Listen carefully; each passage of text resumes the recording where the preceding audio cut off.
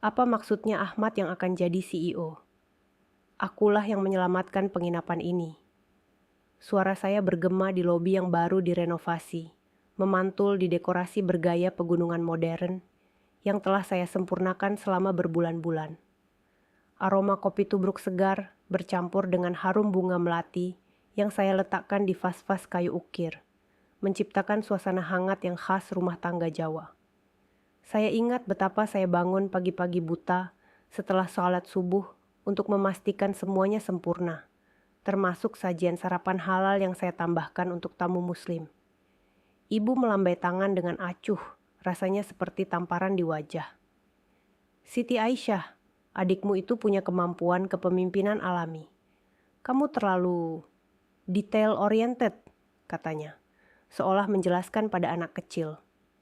Kata-kata itu menyakitkan, karena di keluarga kami, nilai-nilai Islam mengajarkan menghargai usaha dan keadilan. Tapi sepertinya itu tak berlaku untuk saya. Saat itu Ahmad masuk dengan santai, tangan di saku celana, memakai senyum sombong yang sudah saya kenal sejak kecil. Hei kak, jangan ambil hati. Seseorang harus urus urusan sehari-hari, sementara aku fokus pada gambaran besarnya. Nama saya Siti Aisyah, dan di usia 52 tahun, saya tak pernah menyangka harus berjuang untuk pengakuan di bisnis keluarga sendiri. Setelah 20 tahun sukses mengelola hotel di Jakarta, saya meninggalkan segalanya untuk pulang ke Puncak, Jawa Barat, dan menyelamatkan penginapan keluarga kami yang sedang sekarat. Ironisnya, akulah satu-satunya yang punya pengalaman nyata di bidang perhotelan. Sementara adik laki-laki saya, Ahmad, hanya berpindah-pindah pekerjaan, tak pernah bertahan lebih dari setahun. Dia lebih suka menghabiskan waktu di kafe-kafe di Bandung, nongkrong dengan teman-temannya, sementara saya sibuk belajar dan bekerja keras sesuai ajaran agama, bahwa rezeki datang dari usaha dan doa. Yang benar-benar membuat saya geram adalah 8 bulan lalu, ayah menelepon saya sambil menangis, bilang mereka hanya tinggal hitungan minggu dari kebangkrutan. Saya tak ragu, saya jual apartemen saya di Jakarta, cairkan tabungan, dan pulang kampung. Penginapan alam sejuk ini seperti terjebak di masa lalu. Dekorasi usang, tak ada kehadiran di media sosial, dan ulasan tamu yang bikin hati miris. Saya ingat betapa saya sholat istikharah sebelum memutuskan memohon petunjuk Allah untuk langkah ini. Saya bekerja siang malam, memodernisasi segalanya dari sistem reservasi hingga furnitur lobi. Berapa malam saya habiskan membungkuk di depan lembar kerja, tawar-menawar dengan pemasok, dan melatih staf. Saya bahkan gunakan koneksi saya di industri untuk tampil di majalah pariwisata. Semuanya halal, tentu saja. Saya pastikan makanan di restoran bebas dari bahan haram, dan ada mushola kecil di setiap lantai untuk tamu yang ingin salat. Dan itu berhasil. Transformasinya luar biasa. Penginapan alam sejuk berubah dari mimpi buruk bintang 2 menjadi buah bibir di puncak. Pemesanan berlipat ganda, dan untuk pertama kalinya dalam bertahun-tahun, kami untung. Setiap detail, dari lukisan batik lokal hingga fasilitas yang ditingkatkan, saya pilih dengan hati-hati untuk ciptakan pengalaman tamu yang tak terlupakan. Saya ingat betapa senangnya saat tamu pertama kali memuji sarapan nasi goreng halal kami, atau bagaimana anak-anak keluarga tamu bermain di taman kecil yang saya tambahkan, lengkap dengan ayunan kayu seperti di kampung halaman. Tapi berdiri di sini sekarang, melihat senyum Ahmad sementara orang tua kami serahkan segalanya yang saya bangun padanya, saya sadar tak ada yang berarti bagi mereka. Yang paling parah, mereka akan umumkan promosinya di rapat staf malam ini. Rapat yang sama di mana saya seharusnya presentasikan hasil kuartal rekor kami. Saya rasakan mata karyawan kami tertuju pada saya, terutama Mbok Sari, kepala rumah tangga yang sudah 20 tahun di sini. Mereka semua tahu siapa yang benar-benar membalikkan keadaan tempat ini. Tapi seperti saya, mereka terpaksa berdiri di sini dan saksikan sandiwara ini. Pura-pura ini normal atau adil. Di keluarga kami, seperti kebanyakan keluarga muslim di Jawa, kami biasa makan malam bersama setelah maghrib, diskusi urusan rumah tangga sambil minum teh hangat. Tapi akhir-akhir ini, suasana tegang. Ahmad sering pulang larut, tak ikut sholat berjamaah, sementara saya selalu ingatkan pentingnya silaturahmi dan tanggung jawab. Ayah dan ibu selalu bela dia, bilang dia kreatif dan butuh waktu. Saya ingat saat kecil, saat kami tinggal di kampung dekat Bogor, saya bantu ibu urus check-in tamu sambil belajar mengaji, sementara Ahmad main bola dengan anak tetangga. Nilai-nilai seperti itu seharusnya adil, tapi kenapa selalu saya yang dikorbankan? Biarkan saya ceritakan sedikit ke belakang, agar kalian paham bagaimana kami sampai di titik ini. Penginapan alam sejuk ini sudah menjadi milik keluarga sejak kakek nenek membangunnya pada tahun 1971. Di lereng pegunungan puncak yang hijau dan sejuk, dikelilingi kebun teh dan udara segar yang selalu mengingatkan pada rahmat Allah. Saya praktis besar di lorong-lorong ini, belajar setiap aspek bisnis dari bawah. Saat anak-anak lain main boneka, saya sudah bantu ibu urus check-in tamu, sambil hafal ayat-ayat Al-Quran yang diajarkan setelah sholat maghrib. Ayah sering ajak saya perbaiki keran bocor atau atur taman kecil di belakang, sambil cerita tentang pentingnya amanah dan kejujuran dalam usaha, sesuai sunnah Nabi. Hidup kami sederhana, seperti kebanyakan keluarga muslim di kampung Jawa. Makan bersama di lantai dengan lauk pauk halal, ikan asin, sayur lodeh, dan nasi hangat dari dapur kayu. Setiap Jumat, kami tutup sementara untuk sholat Jumat berjamaah di masjid terdekat, dan tamu-tamu non-muslim pun menghormati itu. Tapi Ahmad, dia beda. 3 tahun lebih muda dari saya, dia tak pernah tunjukkan minat pada bisnis keluarga. Saat saya kuliah manajemen perhotelan di Jakarta, dia ganti-ganti jurusan, dulu arsitektur, lalu bisnis, akhirnya drop out untuk cari jati diri. Ibu dan ayah tak pernah kesal. Dia kreatif kok, butuh waktu untuk mantap, kata mereka sambil senyum, seolah itu sunnah untuk biarkan anak laki-laki bebas. Saya ingat betapa iri hati saya saat kecil, saat kami di kampung dekat Bogor, Ahmad boleh main sepak bola sampai larut malam. Sementara saya harus bantu cuci piring setelah Isya dan baca doa sebelum tidur. Nilai keluarga kami seharusnya adil, tapi laki-laki selalu dapat kelonggaran. Katanya untuk jadi pemimpin rumah tangga nanti. Sementara itu, saya bangun karir di Jakarta, mulai dari manajer meja depan hingga direktur regional di jaringan hotel besar. Setiap sukses saya dapatkan dengan doa dan usaha. Promosi pertama setelah puasa Ramadan, saat saya salat tahajud minta kekuatan. Pujian dari atasan selalu saya syukuri dengan sedekah, bagikan rezeki ke panti asuhan. Tapi dari keluarga, hanya ucapan selamat biasa. Bagus deh nak, tapi kapan pulang? Kapan nikah? Itu selalu jadi pertanyaan. Seolah perempuan seperti saya tak lengkap tanpa rumah tangga. Saya ingat betapa saya kesepian di apartemen Jakarta, masak rendang halal sendirian sambil dengar azan dari masjid terdekat, tapi tetap tegar karena tahu rezeki dari Allah. Ketika ayah telepon soal masalah keuangan penginapan, saya tahu apa yang harus dilakukan. Tempat itu bocor uang, sistem usang, proses tak efisien, tak ada strategi pemasaran. Ulasan online kejam, tua banget, perlu update besar, tak sepadan harganya. Hati saya hancur lihat warisan keluarga runtuh. Saya ambil cuti dari kerja di Jakarta, yang akhirnya jadi resign, dan terjun ke misi penyelamatan. Bulan pertama cuma kontrol kerusakan, perbaiki peralatan rusak, update sistem booking, latih staf soal pelayanan ramah seperti ajaran Islam, senyum dan salam dulu. Saya keluarkan tabungan untuk ganti karpet lama dan renovasi lobi, semuanya hitung untung rugi dengan teliti. Saya ingat betapa saya sholat duha setiap pagi di mushola penginapan, minta kemudahan dari Allah untuk proyek ini. Yang bikin saya marah, Ahmad bahkan tak ada selama semua ini. Dia sering di Bandung, katanya networking tapi sebenarnya nongkrong di warung kopi dengan teman-temannya, main gitar atau diskusi politik sambil minum es cendol. Dia muncul sesekali untuk makan malam keluarga setelah maghrib, kasih saran samar soal modernisasi pendekatan, lalu hilang lagi. Tapi di mata ibu dan ayah, Masukan sesekalinya itu sama berharganya dengan kerja keras saya sehari-hari.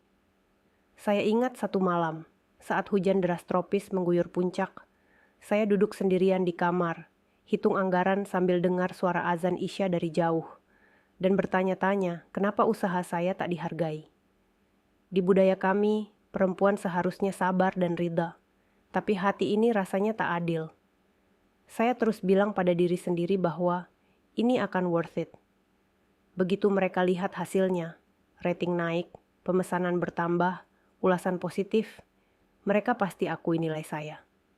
Saya tambahkan elemen budaya, sajian teh jahe hangat gratis di lobi, musik gamelan pelan untuk tamu, dan promo paket umrah untuk tamu muslim yang booking panjang. Tamu mulai berdatangan dari Jakarta, bahkan dari pulau lain seperti Bali atau Sumatera. Puji kehangatan seperti rumah sendiri. Tapi sepertinya saya salah sangka. Orang tua tetap favoritkan Ahmad, seolah dia pewaris tunggal karena laki-laki. Di masyarakat Jawa Muslim sering begitu. Anak laki-laki dianggap penerus, meski perempuan lebih mampu. Saya ingat cerita nenek tentang bagaimana perempuan harus kuat diam-diam. Tapi kali ini, hati saya mulai goyah. 3 minggu terakhir ini seperti mimpi buruk yang tak berujung. Ahmad berjalan-jalan di penginapan seolah dia raja. Ubah-ubah segala hal tanpa paham. Bagaimana penginapan sebenarnya berjalan. Di pagi yang cerah setelah sholat subuh, saat saya sedang menyusun jadwal staf, sambil minum teh jahe hangat, kebiasaan keluarga kami untuk mulai hari dengan semangat. Saya dengar dia putuskan potong layanan sarapan kontinental untuk hemat biaya. Padahal, sarapan itu poin jual utama kami. Nasi uduk halal dengan lauk ayam goreng, telur dadar, dan sambal segar yang dibuat dari resep nenek, yang selalu dipuji tamu karena mengingatkan rumah kampung. Saya coba jelaskan data kepuasan tamu, tapi dia cuma tertawa dan bilang, "Angka-angka bukan segalanya, Kak. Kita perlu inovasi." Inovasi apa? Itu cuma alasan untuk malas mikir. Sementara saya yang selalu ingat ajaran Islam tentang tanggung jawab dan keikhlasan dalam kerja. Yang benar-benar membuat saya meledak adalah kejadian pagi ini. Saya masuk ke penginapan, aroma hujan tropis masih menyelimuti udara puncak yang lembab, dan lihat Ahmad sedang memecat Mbok Mariam, kepala housekeeping yang sudah 15 tahun setia. Alasan? Dia tak cukup fleksibel dengan sistem jadwal barunya, yang bakal bikin kami kekurangan staf saat jam sibuk check out. Mbok Mariam, perempuan tangguh dari kampung dekat Bogor, selalu sholat tepat waktu dan urus kamar tamu dengan telaten. Pastikan semuanya bersih dan halal. Tak ada minuman haram atau barang najis. Wajahnya yang biasa, ramah kini penuh rasa malu. Matanya berkaca-kaca saat Ahmad bicara kasar. Saya langsung intervensi, ingatkan Ahmad soal nilai keluarga kami. Menghormati orang tua dan karyawan seperti saudara sendiri, sesuai hadis Nabi tentang buruh. Akhirnya, saya selamatkan pekerjaannya, tapi luka di hati Mbok Mariam itu akan lama sembuh. Saya peluk dia sebentar di belakang, bisik doa agar dia kuat, seperti yang sering saya lakukan saat staf lagi susah. Saya coba bicara dengan ibu dan ayah sore itu, setelah salat asyar berjamaah di mushola penginapan. Kami duduk di teras belakang, angin pegunungan bertiup sepoi, bawa aroma daun teh dari kebun tetangga. Saya bawa lembar kerja menunjukkan kemajuan kami. Ulasan tamu yang puji renovasi, pemesanan naik, bahkan proyeksi keuangan kuartal depan yang cerah. "Lihat ini ya, Bu. Ini buah usaha kita semua," kata saya. Suara gemetar tapi tegas. Ayah cuma tatap kopi tubruknya yang masih mengepul, seolah jawaban ada di situ. Ibu tepuk tangan saya lembut, bilang, "Nak, beri adikmu waktu untuk mantap. Dia punya ide-ide bagus." Ide bagus? Seperti apa?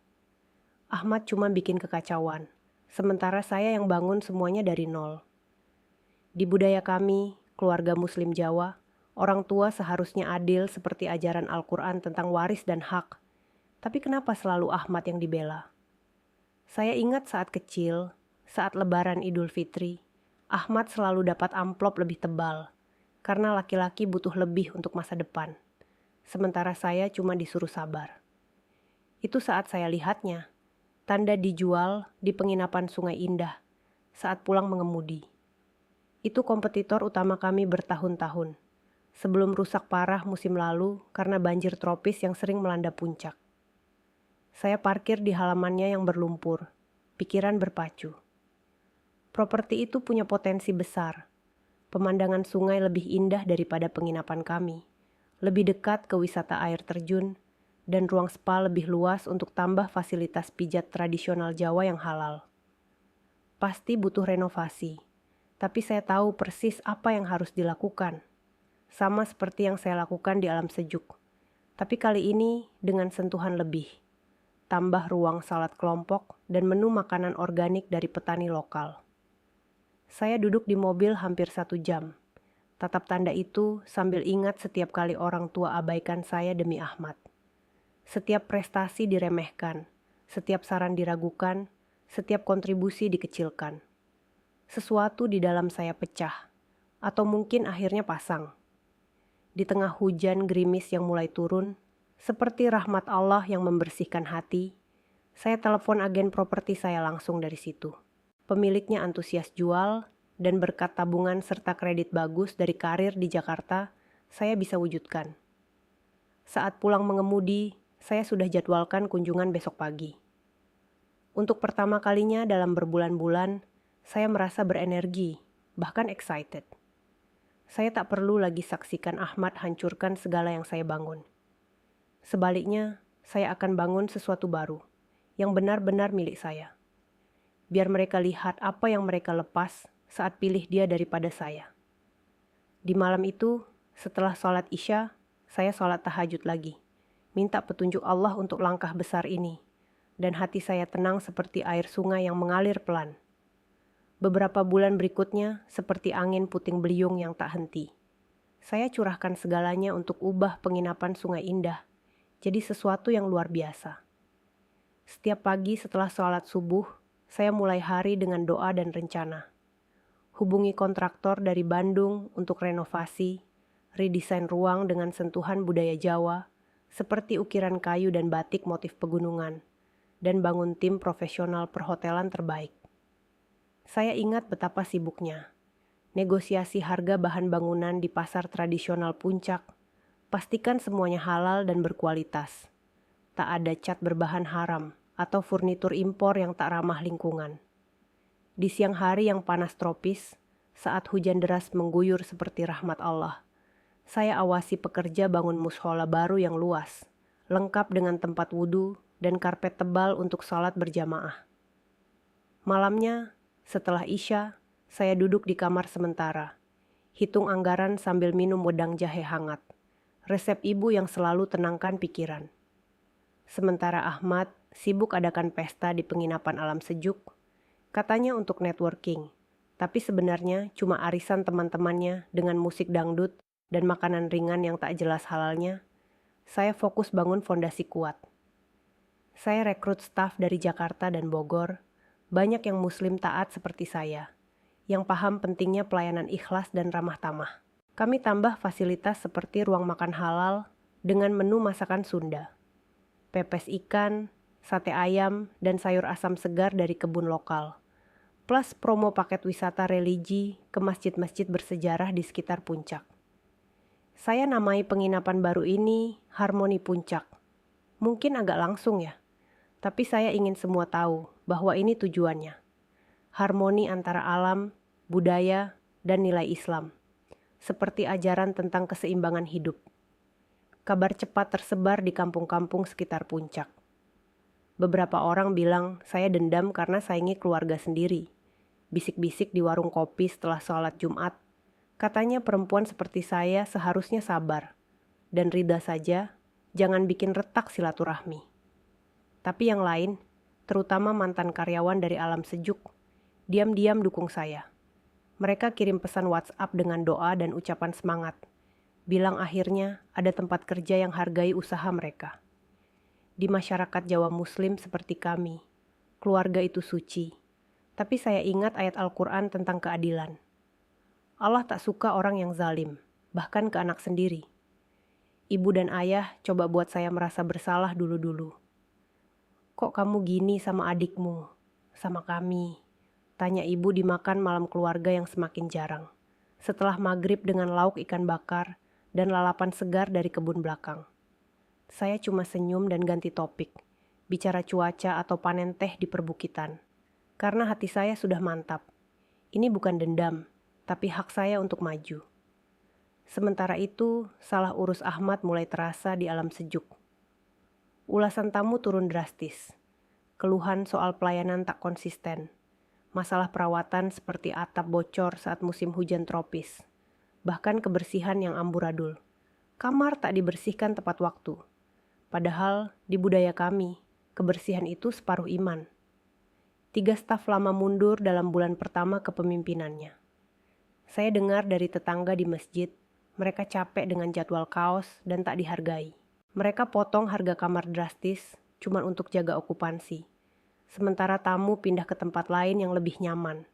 Seperti hotel di Bogor yang tawarkan paket halal tour. Pembukaan besar Harmoni Puncak tepat 6 bulan setelah hari nahas di lobi itu.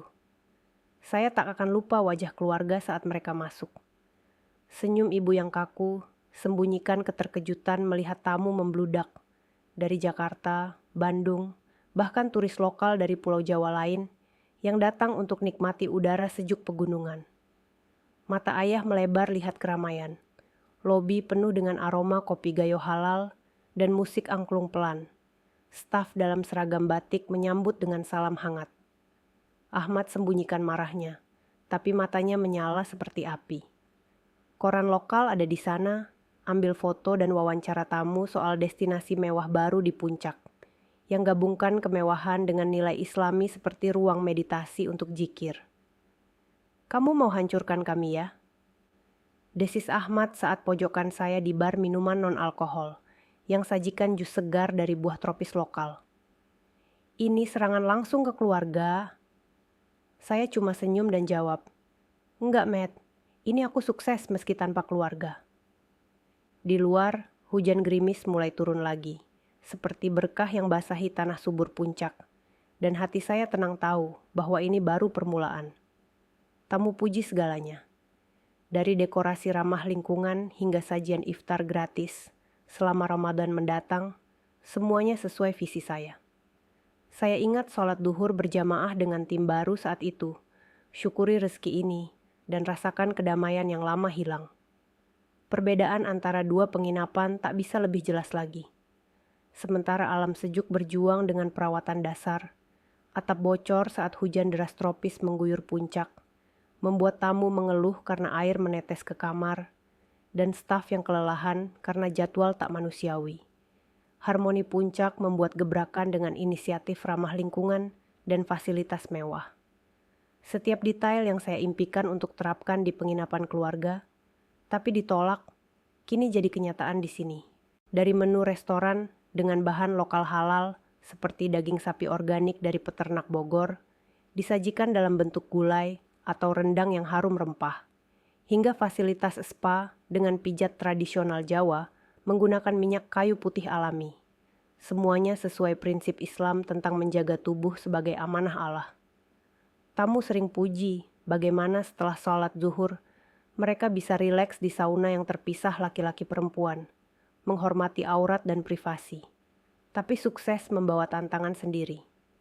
Penginapan lain mulai tiru sistem booking inovatif kami, yang integrasikan dengan app untuk reservasi mudah, lengkap dengan reminder waktu salat berdasarkan lokasi. Beberapa orang di kampung, teman lama orang tua, mulai bisik-bisik soal bagaimana saya merusak keluarga. Perempuan kok gitu, seharusnya jaga harmoni rumah tangga, kata mereka di arisan mingguan setelah salat maghrib, sambil nikmati kue basah dan teh manis hangat. Bahkan tamu setia dari alam sejuk bilang, merasa bersalah harus pilih sisi, seolah ini perang saudara. Di masyarakat Muslim Jawa seperti kami, silaturahmi itu penting, tapi saya ingat hadis Nabi. Keadilan lebih utama daripada dendam, dan saya tak dendam, hanya ingin adil pada diri sendiri. Tantangan nyata datang saat Harmoni Puncak makin maju. Vendor lama dari alam sejuk mulai dapat tekanan untuk tak kerjasama dengan saya. Ibu punya lingkaran sosial luas di Puncak. Grup pengajian wanita yang rutin ketemu setiap Kamis malam, baca Al-Quran dan bagikan sumbangan untuk yatim piatu. Tiba-tiba, beberapa teman keluarga lama tak lagi jawab undangan kopi saya di warung dekat masjid. Katanya sibuk, tapi saya tahu alasannya. Saya bahkan kehilangan posisi di Dewan Pariwisata Lokal. Ada konflik kepentingan, kata mereka di rapat. Padahal saya tahu ini pengaruh orang tua. Di kehidupan kampung tropis ini, politik kecil seperti banjir musiman. Datang tiba-tiba dan bikin berantakan. Tapi saya tak mau tenggelam. Tapi saya tak biarkan politik kampung hancurkan segala yang saya bangun. Saat vendor lokal ragu, saya cari yang lebih baik di Bandung atau Jakarta. Pemasok kain batik halal dari pengrajin muslim di Pekalongan. Atau furnitur kayu jati dari pengusaha taat di Jepara. Saat Dewan Pariwisata usir saya fokus bangun hubungan langsung dengan operator tur ski. Maksudnya tur pegunungan seperti hiking, ke air terjun atau kebun teh, yang populer di musim kemarau.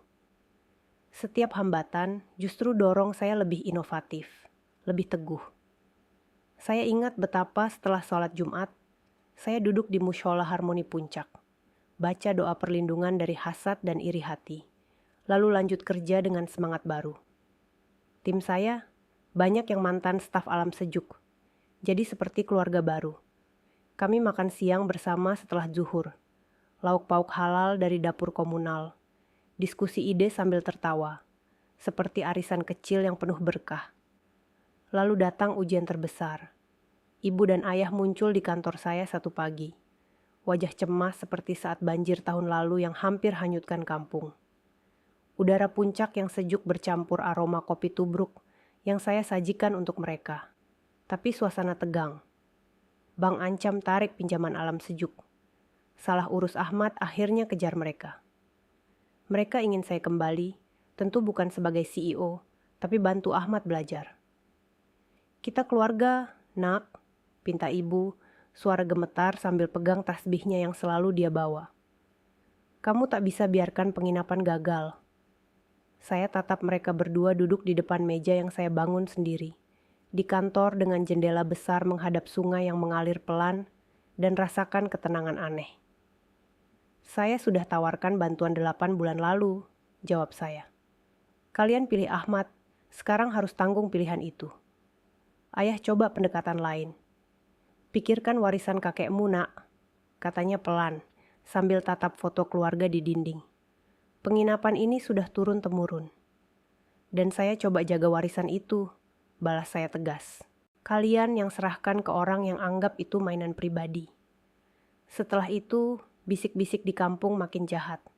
Saya disebut anak durhaka, kakak pahit, perempuan yang lawan keluarga sendiri karena dendam. Beberapa hari, rumor itu sakiti hati lebih dari yang saya akui. Tapi setiap pagi masuk ke lobi Harmoni Puncak, lihat visi saya hidup. Tamu salat di mushola, staf ramah sajikan sarapan halal, aroma bunga melati campur hujan tropis. Saya tahu pilihan saya benar. Tim saya jadi keluarga baru. Banyak seperti Mbok Sari dan Mbok Mariam, mantan karyawan orang tua yang lompat kapal. Capek dengan manajemen kaos Ahmad. Mereka paham apa yang saya bangun bukan dendam, tapi cipta sesuatu bermakna, yang kita semua banggakan. Di malam-malam tenang setelah Isya, kami sering kumpul di teras. Cerita sambil minum es kelapa muda halal, syukuri rezeki dari Allah yang tak pernah putus. Titik puncak datang saat penghargaan Hotel Mewah Jawa Barat tahunan. Harmoni Puncak dinominasikan untuk hotel butik baru terbaik. Sementara Alam Sejuk tak ada di kategori manapun. Sebuah pukulan bagi mereka yang biasa menang tahun lalu berkat usaha saya. Saya duduk di ballroom mewah di Bandung, dikelilingi tim saya yang berpakaian batik seragam. Hati berdegup kencang sambil ingat doa pagi tadi setelah subuh. Minta Allah berikan yang terbaik. Bukan untuk sombong, tapi untuk syukur. Ruangan penuh pemimpin industri, jurnalis, dan pemilik hotel dari seluruh Jawa. Aroma kopi dan kue tradisional, seperti getuk dan klepon halal menguar, menciptakan suasana hangat seperti kenduri desa. Saat nama Harmoni Puncak diumumkan sebagai pemenang, ruangan meledak dalam tepuk tangan. Tim saya bersorak, peluk saya sambil bisik, "Alhamdulillah Bu Siti." Saat naik panggung, saya lihat orang tua di belakang ruangan. Mereka datang tak diundang, mungkin harap dukung penginapan keluarga seperti biasa. Wajah ibu berusaha tahan air mata, ayah tampak lebih tua 10 tahun. Keriput di dahinya lebih dalam seperti sungai kering di musim kemarau tropis. Ahmad tak ada. Dia sudah lama tak hadir acara industri. Katanya cuma kontes popularitas. Padahal saya tahu dia malu dengan kegagalan Alam Sejuk. Tapi semua di ruangan itu tahu arti momen ini. Murid sudah lampaui guru. Anak perempuan yang detail-oriented sudah bangun sesuatu. Lebih baik daripada warisan keluarga yang mereka tolak serahkan padanya. Dalam pidato penerimaan, saya ucap terima kasih pada tim, tamu kami, dan bahkan sebut Alam Sejuk sebagai tempat saya pertama jatuh cinta pada perhotelan. Sambil ingat masa kecil bantu check-in setelah mengaji. Geseran tak nyaman di kerumunan bilang mereka tangkap sindiran halus saya. Di budaya kami, pidato seperti itu harus hormati orang tua. Tapi hati saya bilang ini saat untuk jujur, sesuai ajaran Islam tentang kebenaran meski pahit. Setelah itu, editor majalah pariwisata terkenal dekati saya untuk wawancara. Kami bicara sukses Harmoni Puncak. Bagaimana inovasi seperti paket wisata halal ke masjid, bersejarah di Bogor, dan spa dengan terapis muslimah bikin kami beda. Orang tua mengintip dekat, jelas dengar setiap kata saat saya cerita perjalanan, termasuk bagaimana dilewatkan sebagai CEO motivasi bangun sendiri. Kadang cerita sukses terbaik datang dari diremehkan. Kata saya cukup keras untuk mereka dengar, sambil ingat ayat tentang sabar dan balasan Allah. Malam itu, editor bilang mereka namai Harmoni Puncak sebagai hotel butik terbaik di Pegunungan Jawa di edisi mendatang. Edisi sama akan fitur artikel tentang hotel tradisional yang susah adaptasi, dengan Alam Sejuk sebagai contoh utama. Saat artikel keluar, seperti bom meledak di kampung kecil kami di Puncak. Semua yang bisik saya dendam harus akui kebenaran. Saya bangun sesuatu luar biasa. Alam Sejuk gagal bukan karena saya, tapi keputusan buruk mereka sendiri. Ahmad yang tak paham manajemen, seperti kapal tanpa nahkoda di lautan tropis yang ganas. Melihat kembali segalanya, sulit tak rasakan campur aduk emosi. Bagian dari saya masih sakit dari cara orang tua perlakukan saya. Bagaimana mereka abaikan semua yang saya lakukan seolah tak ada. Tapi bagian lain, mungkin lebih besar, rasakan kebebasan. Saya hidup atas syarat sendiri, tak tunggu validasi orang lain. Saat masuk Harmoni Puncak setiap pagi, saya ingat apa yang saya bangun dengan tangan sendiri. Lobi ramai dengan kehidupan. Tamu obrol excitedly soal rencana hari. Staf gerak efisien dengan senyum hangat, seperti ajaran Rasul tentang akhlak. Aroma kopi tubruk segar campur udara pegunungan yang lembab setelah hujan malam, bawa rasa syukur. Ini segala yang saya ingin Alam Sejuk jadi, dan lihatnya berkembang bikin saya bangga dalam. Tim di Harmoni Puncak jadi keluarga baru dengan cara tak terduga. Banyak seperti Mbok Sari dan Mbok Mariam, mantan karyawan orang tua yang tinggalkan, karena lihat kurang kepemimpinan seperti saya. Mereka instrumental bikin sukses. Kesetiaan mereka rendahkan hati saya. Mbok Sari sering bercanda, akhirnya pengalaman dan ide dia dihargai. Dan saya tahu persis rasanya. Seperti air segar di tengah panas tropis. Di luar kerja, saya mulai hubungi ulang teman lama. Bertahun, saya terlalu sibuk buktikan diri ke orang tua, sampai hubungan penting lepas. Kini, saya luangkan waktu untuk kopi darat di warung dekat masjid, atau jalan-jalan di kebun teh, bangun ulang ikatan itu. Beberapa orang kampung yang awalnya kritik keputusan saingi keluarga, bahkan berubah pikiran. Akui kagum apa yang saya capai. Saya juga mulai temukan tempat di komunitas lagi. Adakan acara di Harmoni Puncak, bantu saya bangun ulang ikatan lama dan cipta baru. Bulan lalu, kami gelar penggalangan dana untuk panti asuhan lokal di ruang acara baru dan sukses besar. Lihat orang kumpul untuk tujuan baik, Ingatkan kenapa saya ingin kerja di perhotelan. Cipta ruang yang bawa sukacita dan kenyamanan, seperti masjid yang jadi pusat komunitas. Tapi tak sempurna semua. Ada momen, terutama malam tenang saat saya pikir orang tua dan Ahmad. Meski mereka sakiti saya harap bisa beda. Saya sering bertanya-tanya apakah mereka paham pengorbanan saya selamatkan warisan keluarga. Tapi saya sadar persetujuan mereka tak lagi saya butuh. Sukses saya, bahagia saya, milik saya, dan tak ada yang bisa ambil. Lama saya hidup di bayang ekspektasi mereka, tapi kini saya berdiri di cahaya sendiri. Itu sekitar 3 minggu setelah penghargaan saat orang tua hubungi lagi. Mereka minta saya datang makan malam. Hanya kami bertiga. Saya ragu sebentar, tapi putuskan pergi. Saya ingin dengar apa mereka katakan, meski tak harap maaf sungguhan. Saat tiba di rumah, suasana beda. Ibu sambut dengan senyum gugup, ayah hindari kontak mata, main-main jam tangannya seperti biasa saat tak nyaman. Makan malam, mereka mulai obrol ringan. Cuaca luar biasa hangat untuk musim, dengar ulasan bintang 5 terbaru Harmoni Puncak. Saya tahu mereka bangun ke sesuatu. Akhirnya ayah keraskan tenggorokan dan bilang, "Siti, kami ingin bilang kami bangga dengan apa yang kamu capai." Ibu cepat tambah, "Kami tahu tak selalu tunjukkan, tapi kami akui betapa keras kerjamu. Harmoni Puncak itu luar biasa." Saya ingin senang dengan kata mereka, tapi jatuh datar. Rasanya terlalu sedikit, terlalu telat, apalagi setelah bertahun diremehkan. Sebaliknya, saya cuma angguk dan tunggu yang saya tahu akan datang. "Benar saja," ibu lanjut. "Ahmad lagi susah. Penginapan tak baik dan dia kewalahan. Kami pikir kalau kamu bisa, mungkin bimbing dia, bantu kami kembali ke jalur."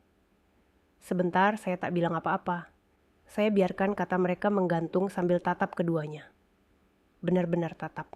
Ibu dengan kuku rapi pegang gelas anggur. Maksudnya gelas teh hangat. Agak terlalu kencang, dan ayah yang seolah pelajari taplak meja, seolah ada jawaban di situ. Saya sudah tawarkan bantuan setahun lalu. Akhirnya saya bilang, suara tenang tapi tegas. Saya tinggalkan hidup di Jakarta untuk selamatkan alam sejuk.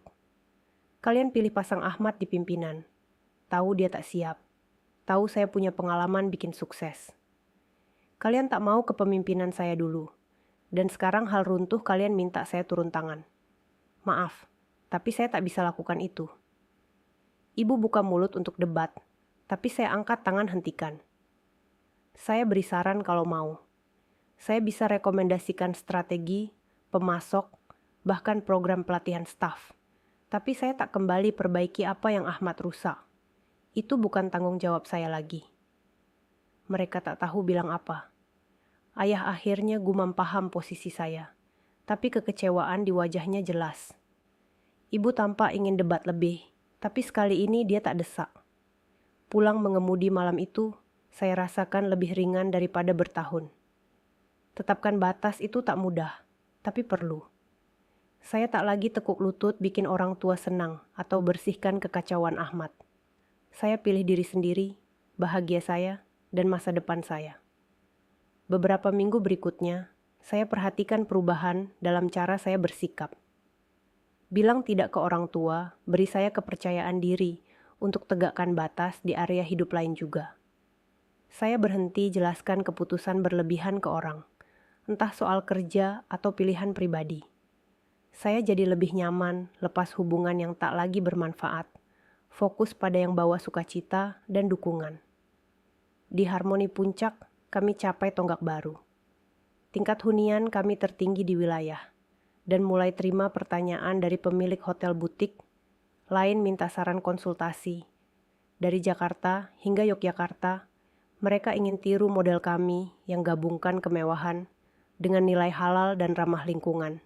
Saya ingat betapa bangganya saat tim dan saya salat Jumat berjamaah di mushola penginapan, lalu diskusi strategi sambil nikmati makan siang bersama. Nasi liwet halal dengan lauk ikan asin dan tempe goreng, resep turun-temurun dari kampung Jawa yang bikin suasana seperti keluarga besar. Sementara itu, penginapan orang tua terus merosot, meski saya dengar mereka akhirnya sewa konsultan perhotelan profesional untuk balikan keadaan. Ahmad dan saya jarang bicara, dan saya oke dengan itu. Dia tak minta maaf atau akui apa yang terjadi, tapi saya tak lagi butuh itu. Kepahitannya beban dia sendiri, bukan saya. Di masyarakat Muslim seperti kami, ampunan itu penting, tapi saya sudah ikhlaskan. Seperti ajaran Al-Quran tentang melepaskan dendam untuk hati tenang. Harmoni puncak jadi cerminan segala yang saya perjuangkan. Ketahanan saya, visi saya, kemandirian saya. Saat berkembang, saya juga ikut mekar seperti bunga Edelweiss di pegunungan puncak yang tahan badai tropis. Berdiri di lobi Harmoni Puncak satu pagi, saya saksikan sinar matahari, pagi tembus jendela tinggi, lempar cahaya hangat ke dekorasi modern yang saya desain sendiri. Ukiran kayu jati bergaya Islami campur batik motif pegunungan. Sebuah keluarga lewat, tertawa rencanakan hari mereka. Mungkin hiking ke air terjun dekat atau piknik di kebun teh hijau yang membentang. Salah satu staf saya dengan ahli serahkan itinerary untuk jalan-jalan snowshoe. Maksudnya jalan santai di hutan pinus yang sejuk, lengkap dengan tips salat di alam terbuka. Saat itu, sadar betapa jauhnya saya datang. Tak hanya profesional, tapi personal. Bertahun saya ukur nilai diri dari persetujuan orang tua, kemampuan mereka lihat dan akui kontribusi saya. Tapi kini saya sadar tak butuh itu lagi. Apa yang saya bangun di sini bukan cuma penginapan, tapi bukti ketahanan saya, kreativitas saya, dan kemampuan berkembang meski tantangan datang seperti banjir musiman di puncak yang basahi tanah subur. Perjalanan ini keras. Lepas harapan keluarga berubah itu sakit, tapi juga bebaskan saya. Saya tak lagi terikat beban ekspektasi mereka atau penolakan mereka. Sebaliknya, saya rasakan bangga. Bangga atas apa yang saya cipta. Bangga atas tim yang saya bina dan bangga atas hidup yang saya jalani. Saya bukan cuma bertahan. Saya berkembang seperti pohon teh yang tumbuh kuat di lereng pegunungan, beri manfaat ke banyak orang. Upacara penghargaan perhotelan regional itu jenis acara yang saya impikan hadiri. Ruangan ramai dengan kegembiraan, penuh pemimpin industri, jurnalis, dan pemilik hotel dari seluruh wilayah. Saat pengumum mulai sebut nominasi untuk hotel butik tahun ini, saya lihat sekilas ibu dan ayah duduk di belakang. Wajah mereka tak terbaca, tapi saya rasakan berat momen ini bagi kami semua. Saat Harmoni Puncak diumumkan pemenang, ruangan meledak tepuk tangan. Tim saya bersorak saat saya naik panggung, hati berdegup. Saat terima penghargaan, saya lihat orang tua. Ayah beri anggukan kecil, dan mata ibu berkilau air mata tak tertumpah. Itu bukan maaf sepenuhnya, tapi pengakuan. Sesuatu yang lama saya tak harap lagi, tapi tetap hargai dengan caranya sendiri. Setelah upacara, saya gabung tim rayakan. Orang tua tak dekati saya, dan saya tak ke mereka. Ini momen saya, dan saya ingin bagikan dengan orang yang bantu saya capai. Di malam itu, angkat gelas dengan tim, tentu jus buah segar halal, bukan alkohol. Saya rasakan benar-benar bebas. Bebas dari butuh persetujuan mereka. Bebas dari bayang pilihan mereka. Sukses tak lagi soal buktikan mereka salah, tapi buktikan ke diri sendiri bahwa saya mampu, layak, dan cukup. Alhamdulillah, segala puji bagi Allah yang beri kekuatan melalui doa dan usaha. Hidup di puncak ini dengan hujan tropis yang membersihkan dan udara segar yang menguatkan, ajar saya bahwa rezeki datang saat kita ikhlas dan teguh. Saya akhirnya temukan kedamaian, seperti sholat di masjid kampung saat fajar menyingsing, penuh harap dan syukur.